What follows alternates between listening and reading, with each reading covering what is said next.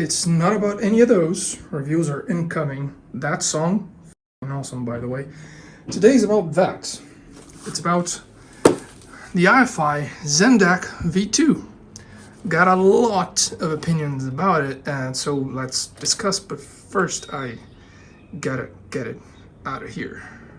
Well, let's get to it. Hey, what's going on everybody? Gus here. Alright, let's start by addressing the elephant in the room, shall we? Yes, the Zen Dac V2, when launched many months ago, was $130. And through time, because of shortages or newfound, awareness from iFi by the fact that they actually did something really amazing, it went up in price to $160, then $180, and now it's at $200. That said, even with the price hike at $200, I'm not even mad because it's still fabulously fantastic and cheaper than a basic shit stack, for example, which makes the original $130 price tag like criminally broken. It would still be really nice to get something this good for $130, but let's just be real here. What iFi is asking for it right now is still completely like damn fair. Now, out of the box, it comes with a USB cable that's hella short. This little box would have been for one of iFi's power supplies, which you can add to your Zen Dac V2 purchases because they are optional, meaning I don't have one here, so I can't really attest to what they would do or how much of a difference would it make. And everything that we're going to be talking about today is based on a 100% USB powered experience. There are also a couple of stickers and the actual unit. And oh boy, this is pretty hot damn. The volume knob looks awesome. It's super smooth to turn and it just feels like really premium. The fact that this silver face is on a bit of an angle does give it sort of a dynamic visual and opens up space for two LED strips behind the volume button that glow in different colors depending on the kind/quality of the source you're listening to. The two buttons are for power match and true bass as clearly stated, and we'll talk about both later. And on the other side you have an unbalanced 1/4-inch plug and a Pentacon balanced connector up front, which is actually mirrored on the back, but this one is an out. Other than that, you have 5V DC power in, USB in, single-ended RCA outs, which play all the time. Doesn't matter if you have headphones plugged in, by the way. A fixed or variable volume switch that allows you to control the volume output of those RCAs, and the fixed one is a tiny bit louder at the very top end. And finally, an MQA painted marking because this supports MQA. Look, I haven't touched the MQA subject on the channel before, and I'm not about to do it now. I will just state that even if all the MQA compliance crap just bumped up the price of the unit by 10 cents, I would still have rather saved those 10 cents. And we both know that it's really not 10 cents, it's more like $30. So, yo, Editor Gus here real quick. I forgot to put these back in the box for the unboxing part. Pretty damn nice 1/4-inch adapter that also comes with the Zen Dac 2. I would have loved to see the RCAs as well, but hey, this is a nice bonus. Back to the video. And aside from that MQA stuff, the V2 updates the game with a 16-core XMOS chip instead of the original 8-core from the V1. This is such a great unit. It just oozes both quality and versatility, really. For example, let's talk about power, and remember, 100% USB based here. These deliver quite a lot more power than I expected it would have any right to do so, at least from the numbers on the box, in my humblest of opinions. The power match button is basically an IEM match, or equivalent to high-low gain, and it's awesome. I have felt absolutely no need to use anything more powerful than this on my headphones, be them Sennheisers, planar stuff, or anything else. It obviously can't compete at the very high gain settings against the SP200 or the iMagni for that matter, but I wasn't left wanting for more power like ever at all. Now, if you do have like really demanding headphones, two things. One, you obviously know you need something dedicated to power them that's a little, beefier in the amplification realm. And two, you probably already have something like that available to you. But if you are someone who is looking to buy some like really demanding headphones for yourself and an amp to go with them, I would say that the Zen Dac V2 may not actually fit the bill. But I would wager that's not a very large group of people. The only thing that feels kind of completely counterintuitive to me about operating the Zen Dac V2 is that the power match button, when you press it to turn it on, that's when it goes to high gain. And I don't know, maybe it's just my expectation of it, but I expected it to, when pressed, activate low gain, not the other way around.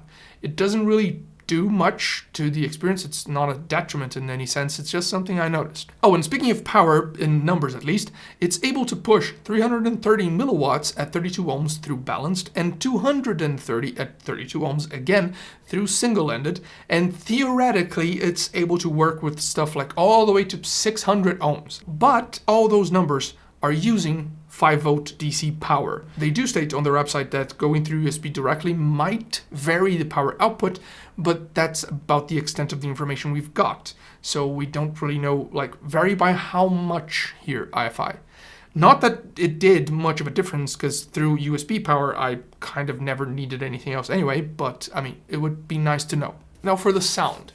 It's so clean, it's super clear, really well displayed, there's excellent volume and control as we just discussed. Either going through balanced or unbalanced, it really doesn't matter. It's truly an excellent sounding DAC amp. Now, I will admit that when I was ABCDing these against the SP200, the iMagni, and my O2 amp, it did sound like it was a bit heavier than the others, more than I expected it to be. But as it turns out, it was just me being stunned out of my mind for a second there because of the second magic button, True Bass. Now listen, I am not a bass head.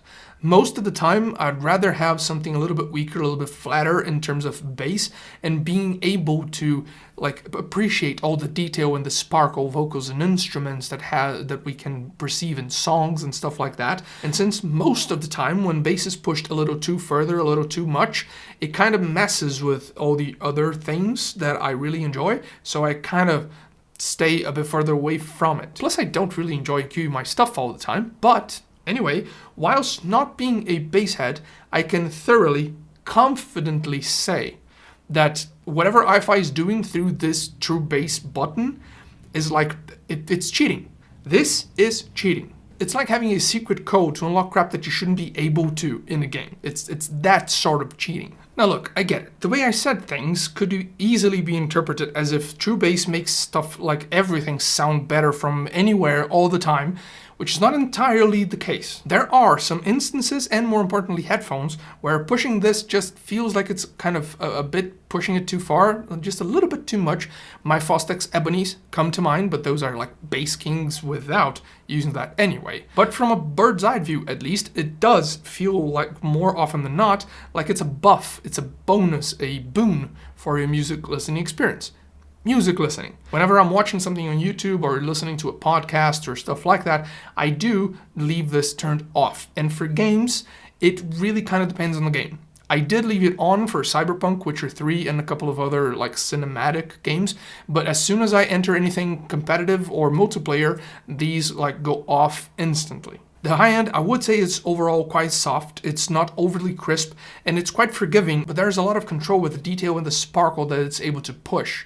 The mid-range is not much difference with a lot of detail, again, not being too mid-forward, let's say. And the low end, despite what could appear to be a bit of a lackluster experience without True Bass turned on, that's absolutely not the case. It still packs a punch with good level of control, nice detail. It doesn't decay forever, but it's not dry, and it does linger on for at least a good amount of time when asked to.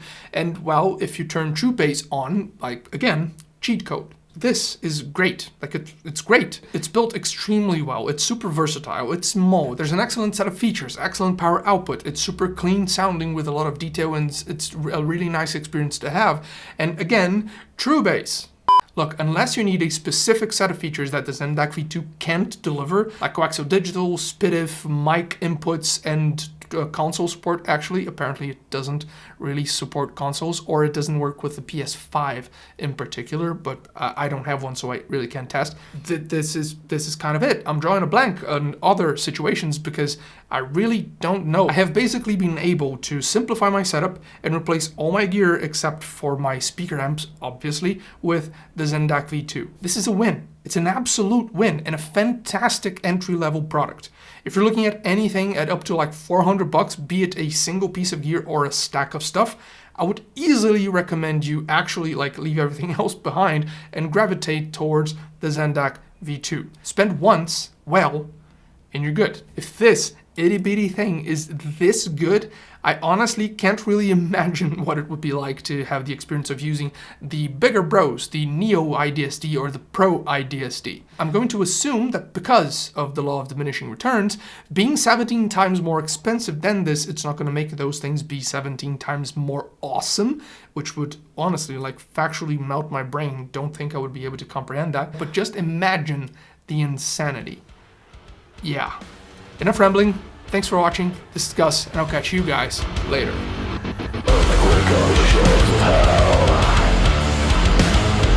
I will slip the blades. Bring it all back.